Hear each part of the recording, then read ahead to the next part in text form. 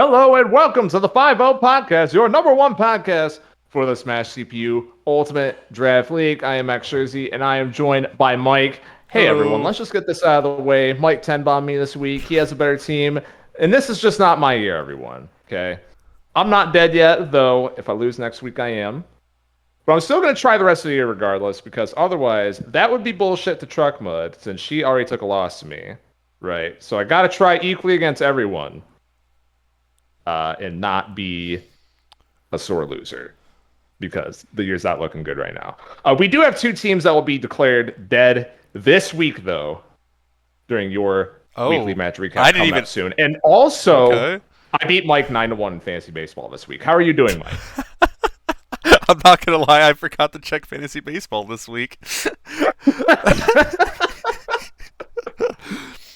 uh, I'm feeling pretty good right now. First week of UDL that actually kind of fully felt like UDL this past week, getting into back into the swing of things with the schedule. We got the new UDL info channel finally set up, so that's good. Yeah. Because we here at UDL Studios, I guess I don't know. We hear the complaints of the people, and we fix them at a reasonable pace. Yes. We sometimes I forget for people who don't know this context, little off topic here. Sometimes we tend to forget just because we've been in this community for 10 years for me, a little less than that for Mike. It's like if you haven't been indoctrinated for that long, it's kind of just like a clusterfuck of channels and threads that keep adding on top of each other. So probably due for some kind of reorganization. We do it every couple of years. Probably should be more often than that. But we're trying to get better. Yeah. But I think it's time to get into the match recap. It's time for your weekly match recap. Viva la VivTech! Is this your new front runner in the B conference? He just cannot stop winning as he takes down previously undefeated Weeb 9-5. VivTech Steve beats the famous Weeb Duck Hunt in Final Smash. He wins the Aegis Ditto and Stamina in his Pit Dark Pit team. Cleanly 2-0s Weeb's Cloud Sephiroth team that has been a problem for the league for a while now, going back to last year even. The numbers, Mason, what do they mean? Mike drops the 10-bomb on me this week, keeping his season alive and probably killing mine, if we're being honest. The MaxSchersey alumni on Mike's team got their revenge this week. Olimar beats my DDD in singles set. That got me pretty mad, I'm not going to lie. And then Inkling teams up with Marth to beat my Bowser Palutena team. Jaguar continues his torrid start to the year with a 9-3 win over Wave. Sonic continues to pick up wins in singles this year. And Joker and Me Gunner handily beat ZSS and Meta Knight in their respective modes. Folks, we are on 7-6 watch. Koishi wins against Draft this week while only winning 2 sets. Those being Pikachu over Sword Fighter and Stamina, and Palutena Dark Pit over Plant Brawler and doubles. The other 3 modes were still important, of course, because every win mattered here. That's the beauty of a true 7-6. There seems to be a new hero every week for Koishi's team, and that's a good recipe for making a deep run into the playoffs. We'll see if that happens. Adrian gets a 7-6 as well over Dusty, but it's a fake 7-6. Adrian plays it risky by benching Pac-Man and stacking a few modes accordingly, and it works as planned, though it did get pretty spicy with Squad Strike at the end. Gold DXJ gets back on track with a fake 7-6 over Truck Mud, winning the last 3. Ness is still that guy in Stamina, people forget that, and on the other side, Truck Mud's Ice Climbers taking an L was a big part of her dropping both of these last 2 weeks at this point. How about Gold putting Steve in doubles as a partner for Pac-Man and it working out? Coach Jade has what I think is one of the most surprising wins this week, a 9-3 over Theo. Luigi beats DDD in singles, Inkling over Snake in Final Smash, and Olimar over Pikachu in Stamina. 2 wins in a row, by the way, for both Luigi and Inkling in those modes. Ice is ready to start winning this year as he drops that fat 10 on Tep this week. This includes Ice using the filler character in squads and still winning. If I'm honest, Ice kind of did have a counter team here, and it looks like Tep burned a filler character week because he figured he might lose. A 10's a 10, though, and Ice clearly did his testing here. It's Sickest versus Soul in a rematch of a late-season Apple Division Classic from last year, and once again, Sickest picks up the dub 7-4. Soul's new Zelda was not enough in Final Smash as Sickest's Sonic cleaned up 2-0, and Cloud easily wins over Corrin and Stamina as well. User trickles some piss on Bling in the Ronald Reagan Bowl 6-5. This was another funny user naming his hard set. You have his Tart Pit Marth team somehow losing to Mario and Little Mac, but User's Gandorf clutches it up in singles, and so does his squad's team to give him the dub. KJ hands Tribal his first loss, 8-4. His Fox wins over Wii Fit in singles, and Rosalina beats Fox in Stamina, but I'm most interested in Ice Climbers 2-0ing DK in Final Smash. We've seen a decent amount of Ice Climbers in Final Smash this year at this point, and they definitely have some nonsense, guys. That initial hit of their Final Smash at the peak of the mountain can kill at 0 if you hit that sweet spot. And in this set, we had DK targeting Nana with his Final Smash instead of Popo. Definitely a cheesy character, but I might have been converted into a believer after watching that one. We'll see. Corey 2016 beats Akagi 7-6. His Peach beats Mega Man in singles in this one. I mean, what do you want me to say, right? Corey Plot Armor continues another week. Smet beats Base 6-5, and he does it in the first 3. Falcon Sonic Pichu, that's his formula. DeQuavius hidden on the offline matches 10-1s Bren. Are you kidding me? And the one for Bren was in squads. So close, but so far from the elusive 10-0 for DeQuavius in this one. Sunday gets his first win of the year over Parkour 7-6. His DDD is there for him in singles. You already know that. It's been a tough year for Sunday, but yeah, he has a few pieces on this team if he starts putting in lineups. He's got DDD. Villager putting some work this week for him. He's got Ridley, Terry. I don't know, man. Good for him that he kept the season alive this week.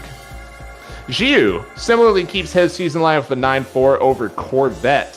Greninja and Ken win a double set in this one. Sure, why not? Mini Squix buries Krillin 6-5 for our first death of the season. By the way, we're not doing the eulogy segment this year, so here's a replacement for that. Krillin is a surprising team to be 0-4 right now, but he's been random this year instead of static, so yeah, all the random labs are pretty shit this year, except fucking Corey.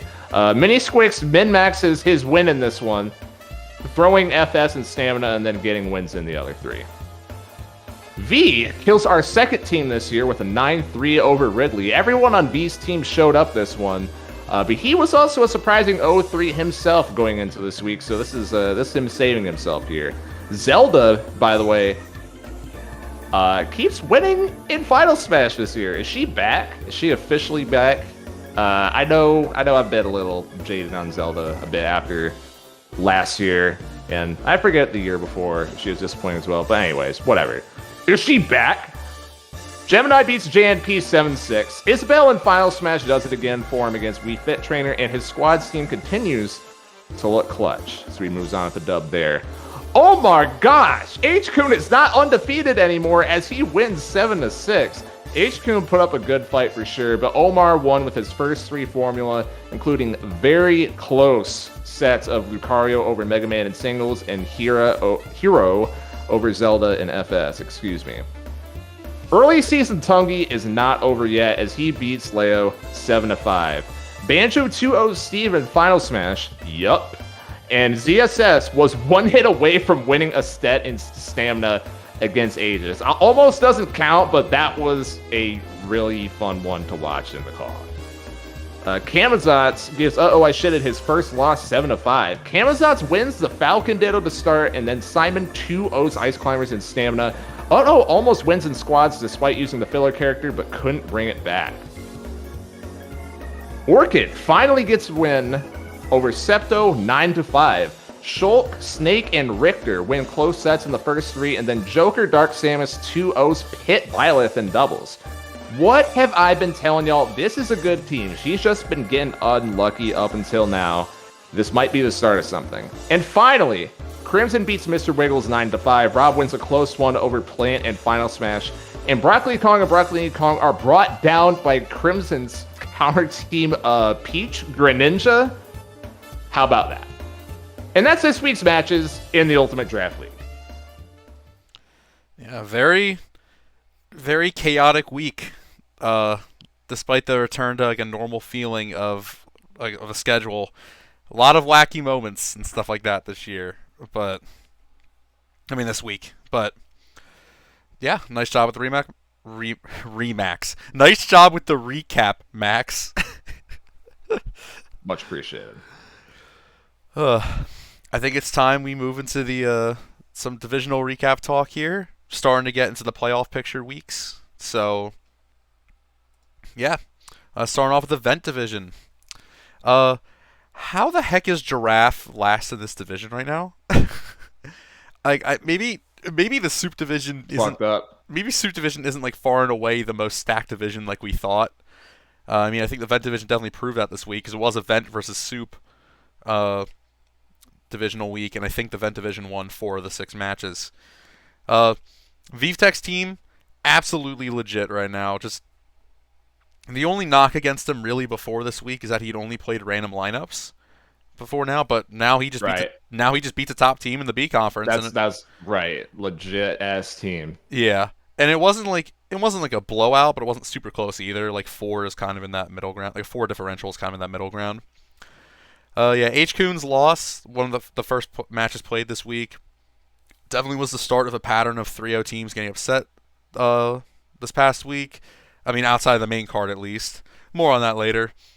And a nice bounce back week for Crimson and Smet after we said that they had some questions that needed answering, and they definitely needed those wins, just seeing how crazy this division is shaping up to be.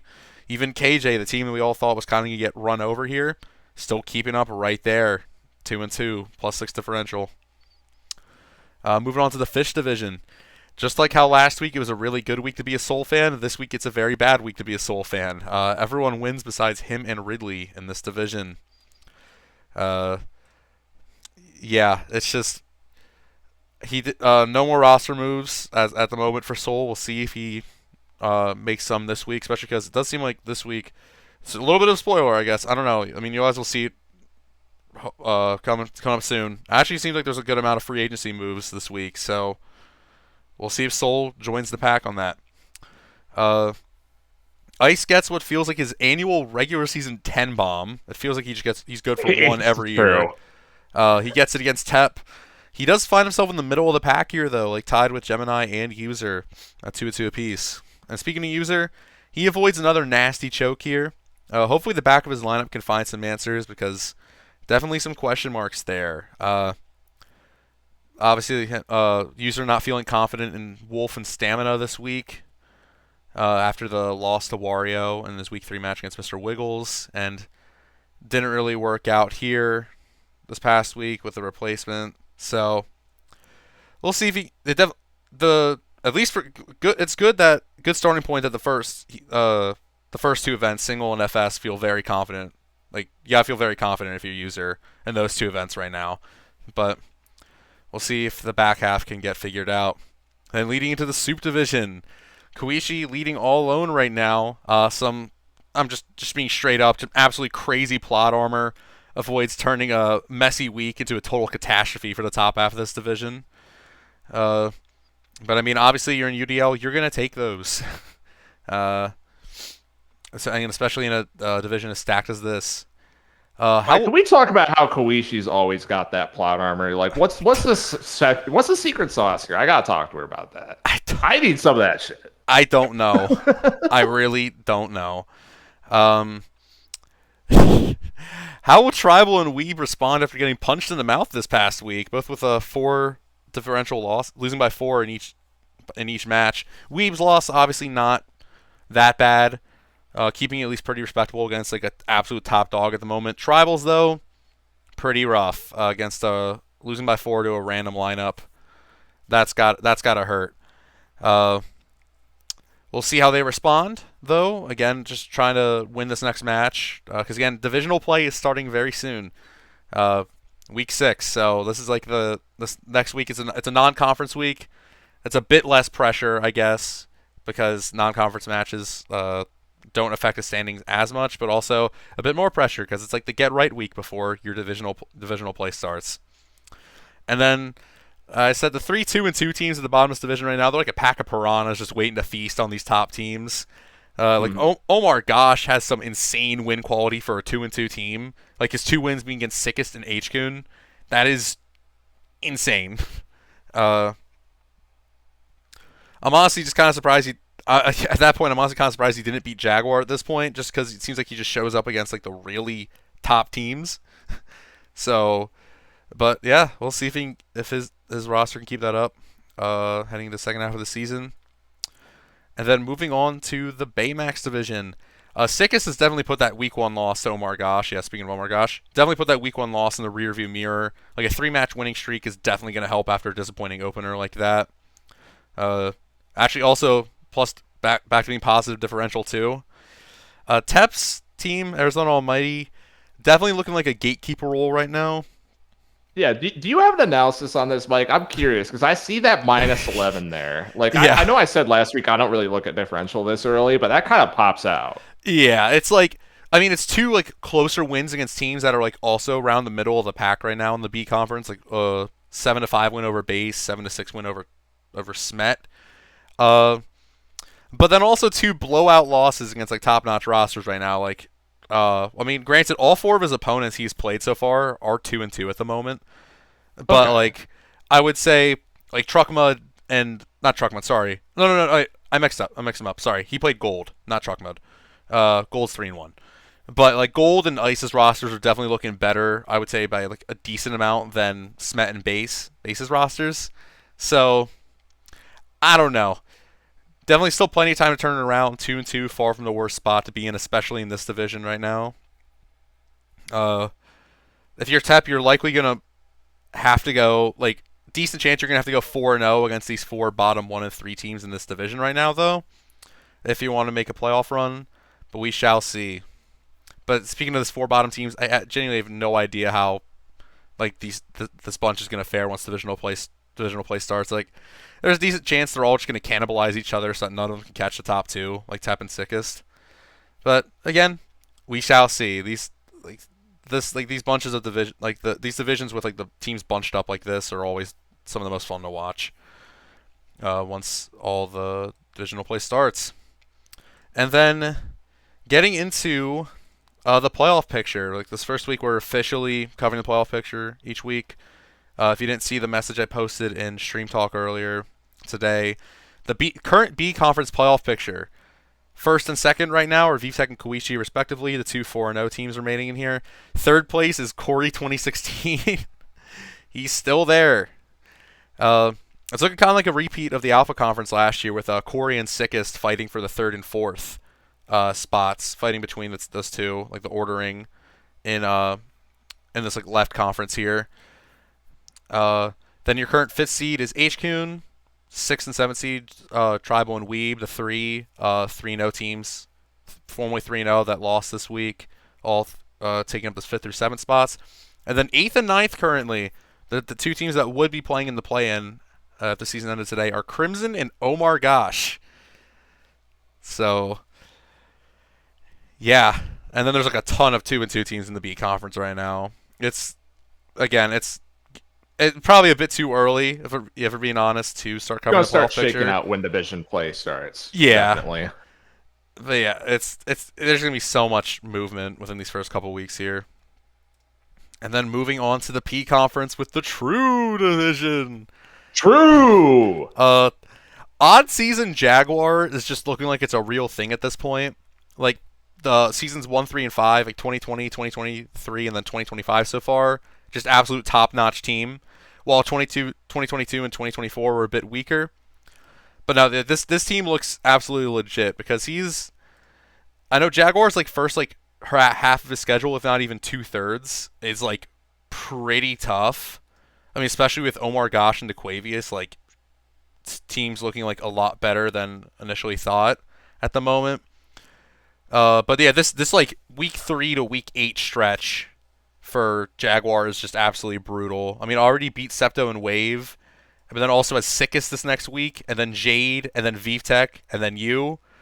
So if if he makes it through this stretch unbeaten, which if I'm gonna be honest, decently unlikely still that he makes it through completely unbeaten. But if he does, there is a very real chance he goes 12-0. But we shall see.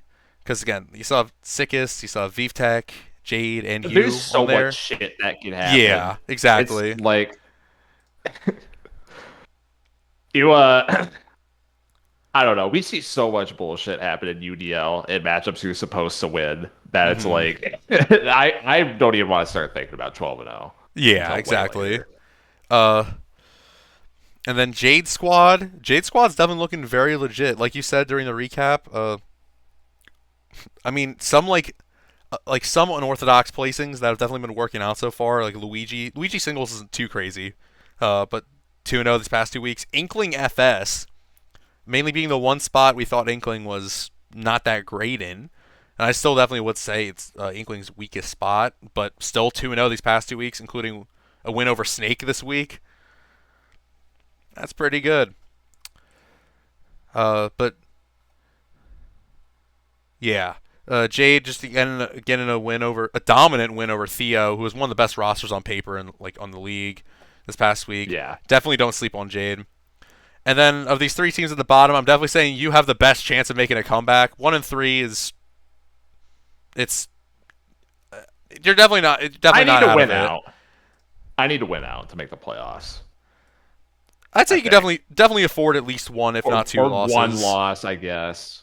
Yeah. Yeah, I mean, like as we talk about in UDL, it's like for the most part, 7 wins is usually good enough to make the playoffs. Maybe this year it's not going to be like that.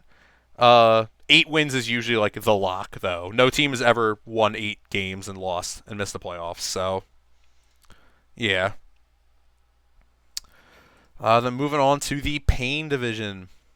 Gold just shaking off that upset last week and notching a clutch win over Truck Mud. Not letting the bad loss to Corvette a week ago define his team. And even though his team, like you've been saying this season, definitely looking like a random roster. Uh, it's not a random lineup. That is like Gold actually has been put in the lineups, and well, even though I think this week he was a bit static with that, but uh, these sometimes the unorthodox picks just work out for some reason in UDL. That's the beauty of CPUs. uh, Yeah, it is. seeing how much one mistake can cost a team in this Pain division race. Just going from first to third just by underestimating Kamazot's roster. Uh, they did say afterwards that they did underestimate Kamazot's roster by using this week to bench Byleth, uh, which it almost worked out. Uh, if they had won the Falcon Ditto, they would have won this week. But like we said last week on the 5-0, Dittos can be a bitch. So Leo definitely needing to find answers fast. He's in the like he even said he's in the easier part of his schedule right now, and he's still only 500 at the moment. That's rough. Definitely want to get things in ship shape before your divisional play starts. Uh, Yeah, the Little Mac in singles has not really been working out no, too much for Leo like I thought it would. That's a surprising hole. It's like really those middle three have been pretty all right. Like you can't complain too much, but it's singles and squads have been killing him pretty consistently. So yeah. I don't know what the answer is. He's got to find something. Mm-hmm. And then good for Orchid for finally getting on the board. First time it seems like the roster's really performing up to snuff. So there's that. And then DeQuavius from the top ropes right now. He's the I guess a little spoiler alert. He's the current 9th seed in the P conference out of nowhere.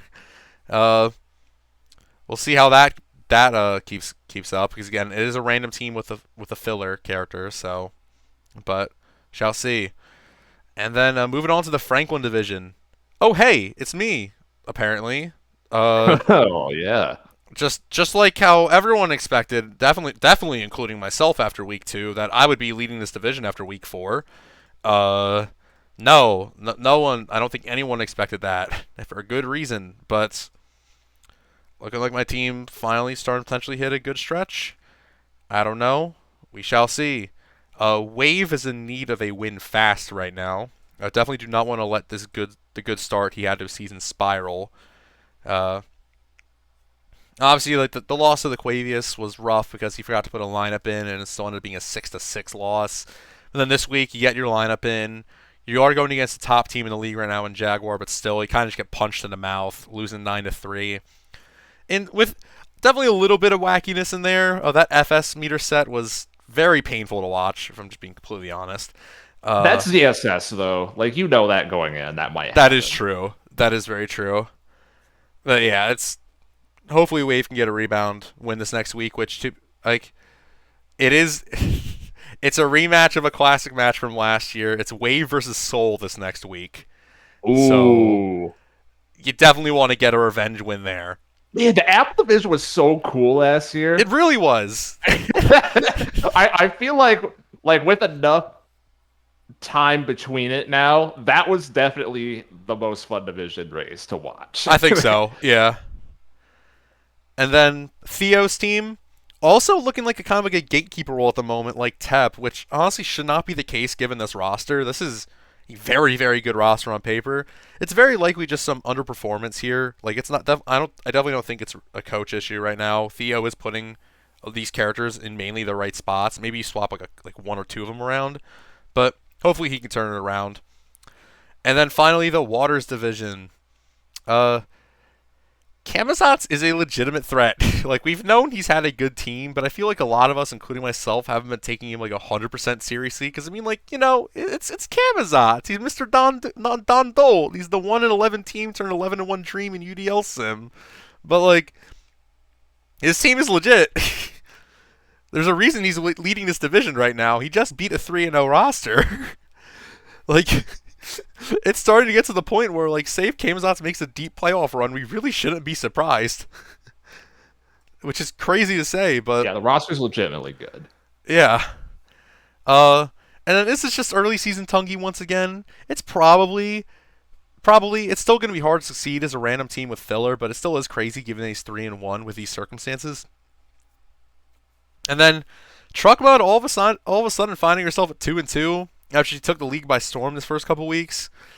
I mean, just to throw it back a little bit to last year with like how the sports references and stuff like that. I mean, is she going to be a 2024 New Orleans Saints? Like that team last year, they won the first 2 weeks by a combined 91-29 score. Like they were like everyone was thinking, "Oh, is this team a top contender? Oh, they're looking crazy." Then they proceeded to lose the next 7 games and fire their head coach. Obviously, it's not going to be that extreme for her, but like, is it a clear sign of her teams just being streaky like they were last year? 6-0 to start the season, lost the next 5, ended up winning last week, and then making a run to the conference finals.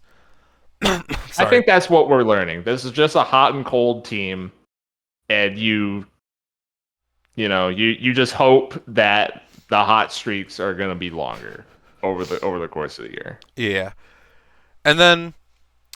I feel like Dusty and Septo can definitely make comebacks in this division. They're just going to need their stars to start consistently performing, and at least with Dusty's case, move some characters around. Because, like, as we saw this week, Samus and FS just is not cutting it.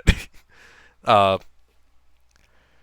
is not it. Have you seen Samus in doubles? Have you looked at VivTech's sheet for that? Holy shit, Mike. I know I know you're talking about FS, but like, dude, what happened to Samus? That needs to be something we talk about eventually. Oh man. And then to wrap up this segment with the P conference playoff picture, currently Jaguar first seed, only 4-0 team, only unbeaten team remaining in this conference. Second seed currently Camazotz. Third seed Gold, and then fourth seed me. Fifth through seventh are Tungi, Jade, and Adrian. And then 8th and 9th is Uh-Oh and Devious DeQuavius sneaking in there. So, yeah, I think that's it for the divisional recap talk. I'm now looking at the timer and realizing I went a bit over time. Definitely tried to cut down on that this next week, but yeah, I mean, a lot of storylines already starting to form. Again, we're getting to that point where storylines actually do have time to develop now. So... And again, divisional play, it's coming soon. The shitstorm is going to start soon. and I don't know if any of us are ready for it.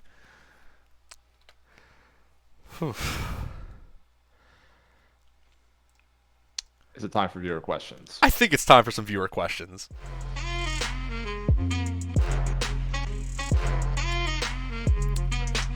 All right, we got 4 questions this week. We got a good bunch here.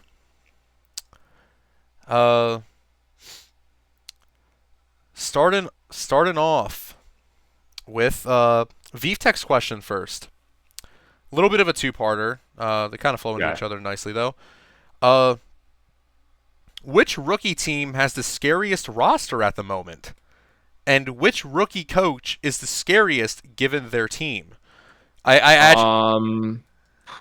Okay, rookie coach. So I'm gonna answer that. It's kind of like who's like the rookie team of the year so far for the first half, and then who's the rookie coach of the year so far for the second.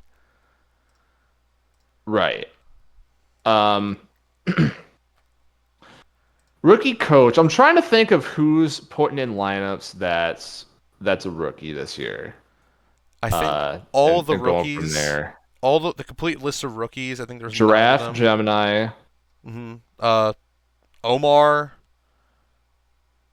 Not putting in lineups. Yeah. Or Static, whatever. Other rookies are DeQuavius, which is random team. Septo putting in lineups. Dusty putting in lineups, like half Static, half putting in lineups. Right. Squix, random. KJ, random. Mm-hmm. Or maybe there's just 8 rookies. I should have written this down. My bad. But, yeah. I think rookie coach of the year so far. I like Giraffe. Yeah, I'd probably say Giraffe rookie coach of the year so far. I mean, I'd say Septo this also. Is classic. Like, this is literally what happened with Uh-Oh last year. Like the first week was, like, tough. And, like, guys were in the wrong spot.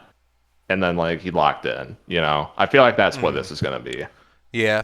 I think Septo also can definitely start getting in that conversation once, if his team starts picking up some more wins, which, hey, kind of segues in. Good opportunity to point out that it's going to be Giraffe versus Septo this next week. So. Ooh, okay. Yeah. The rookie team with the scariest lineup overall right now, though, if I'm being real, I think is Omar Gosh. Yeah. I agree. That's why I've been saying 9-3. It's not a joke. It's crazy. You might have been onto something deadly serious before all of us. Jeez, it's just. I mean, it is since Omar is a static lineup. He's gonna have to start swapping, like having his bench character randomly take a spot each week. Yeah. But still, that's gonna be an impediment. In the 5 of the 8 remaining weeks, he still is gonna have that Lucario singles, Hero FS, and Aegis stamina. That's hard to beat. Yeah, that is insane. But maybe the recipe for beating him is just getting a win against one of those 3, and then just beating the last 2. But we shall see. It's again, that's one thing I didn't really point out just in general. All these static lineups are gonna have to start having if they don't change their lineup, we're gonna have their bench characters start randomly filling spots starting this next week. So we'll see how that plays out. All right. The second viewer question was from Crimson.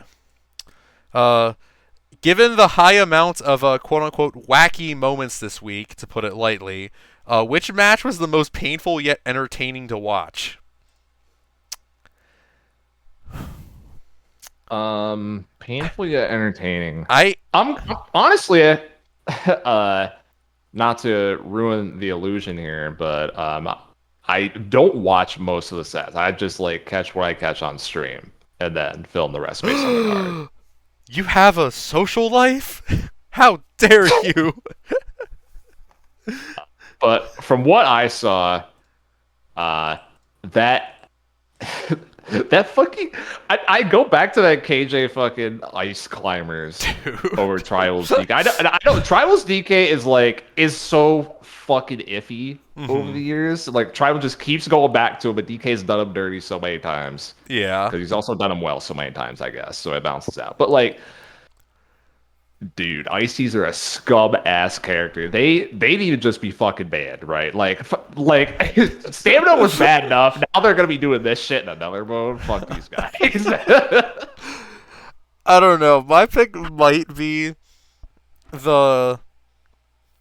might be the Jaguar Wave FS meter set. I mean, literally, I literally was started saying, you know, okay, Joker's mainly gonna need either just a Gimp, a Spike, or an SD, and then like 10 seconds later after I said it, ZSS SD is at 0. It's like, oh my gosh, dude! I know I was just talking about it, but come on. And then the second game, it's like you see it's the exact same situation, and like everyone just knows in the back of their mind, oh, Joker's winning And this. ZSS will do it. Yeah, Yes. Joker's winning this, and it just happens. It was granted that one was a much more legit comeback, but jeez, man, that there is a reason why we haven't had to nerf ZSS and FS meter. There is a very clear reason why, and that shows it right there. All right, moving on to Uh-Oh's question. I kind of alluded to this one earlier. Who among the remaining unbeaten teams has the highest chance of going undefeated? Do any of the remaining winless teams have a shot at going 0-12? To put it lightly, I don't think any teams going 12-0 this season. I don't think so either. I think it's too hard with the bench, honestly. Yeah. And the filler character. Like, Jaguar has a filler character, right? No, he does not. He does. Okay. Well, that maybe then. That certainly helps his odds. VTech doesn't either, right? VTech does not either. Again, I genuinely don't think any of them do. If we're just overlooking Koishi here, by the way, Koishi's team definitely has. She fucking plot armors her way through weeks. I'm gonna be real. Like, I don't know. She could keep doing it, but it's just. I feel like I don't know. Her team definitely has like the skill on paper to maybe pull it off, but I feel like with how stacked that division is, I feel like she definitely at least drops one, and that's kind of the same thing for VTech. Because VTech still has, like, I can definitely very easily see. I know this is gonna be crazy commentator's curse, probably, like how it was for Tribal last week. Like, I can very clearly, like, VTech can definitely go to 6-0, and then VTech and Jaguar play each other in week 7. All right. And then like after that, you have like VTech still has Crimson, H-Kun, the GOAT Corey 2016, and then Giraffe. What if that ends the undefeated run? Gosh. Oh my god. I definitely think. Laugh. I definitely think. I don't think either 12-0 or 0-12 is happening this season, but I feel like 0-12 is more likely than 12-0. More likely. Yeah, the bad teams are really bad. Like, I think, honestly, I had to check to see that Bren already won a week, because like, I think Ridley. He's actually worse than the winless teams. That honestly might be Ridley's fair, not good either, though. Yeah, Krillin is gonna get a win. For sure. Like, I think Krillin will. Yeah. Krillin's characters, he has no filler character, and his characters, I think, are too good overall to go 0-12. Right. Yeah. Looking at Ridley's schedule, though, Ridley's remaining schedule is Theo this week, then Soul, Leo, Ice, User, Giraffe, Gemini, and Corey 2016 and week 12. There's a legitimate chance for 0-12 there, honestly. Like, the only random lineup he has to face remaining is Corey in week 12. Now, we've never had an 0-12 team. The closest, I think, was Base in 2022. I think he was like 1-9, 1-10, or something. Like, it was like week 10 or week 11 he got his first win. So we shall see. We shall see. But yeah, I think of either the unbeaten or winless teams, like all the situations, I feel like the most likely is to happen would be Ridley going 0-12. But still, I feel like one of these weeks he's gonna sneak out a win against the. I'm gonna circle back to Koishi. So her schedule the rest of the year, she's got Omar Gosh, which is gonna be hard. Then Theo week 7. I think that's gonna be hard, but honestly feels 2-2 right now. Then we got Base, Mr. Wiggles, Akagi, Tribal Week 11, and Weeb. Also, don't forget And Orchid Weeb's this also week. good. Don't forget Orchid this And week too. Orchid this week, who is certainly underperforming, so better than her record. But that's like there's a path there, I think. I think that's easier than the other two undefeated team schedules I for can agree. sure. I can agree with that. Yeah. And Koishi's team's also good. Let me clarify my statement. It's not just Plow Armor, obviously. Yeah. Yeah. Again, we shall see. I'll definitely try to keep that one in mind as the season goes on. And then this guy also, speaking of undefeated teams, the final viewer question from Ice. How much do you believe in VivTech's stat sheet as a way to build a team in this league? So I'm gonna be real. I haven't looked at it yet because I don't think like I don't think season stats are helpful until there's enough data on them. Now, VTech sheet from last year, I have looked at that, and there's some stuff that kind of jumped out to me that I thought was weird. It like in terms of it didn't like align with the types of analysis I was doing, so I kind of like brushed it off. But might have to go back and review it and like figure out what he's chefing up with this team exactly, right? Mm-hmm. It's so from my understanding, he's more of just like a flat, like generalized win rate based when I the past couple of years have been looking more at just like specific matchups and like covering the MU chart. Uh maybe his record is better. He's 4-0 right now and probably the best team in the league. Uh, so don't need to counter pick when you just win anyways, right? It's one of those things. Maybe. Um, I would have to look more to make sure. I'm definitely glad that he's doing it. It's good information. Like Yeah. it's like well kept data. Yeah. The fact that he's like making it public and to everyone and stuff like that too is really cool.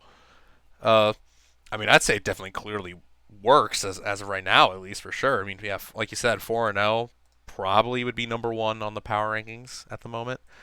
Uh, I mean, also, I think it's looking at the roster, like he has like no holes in his roster at all.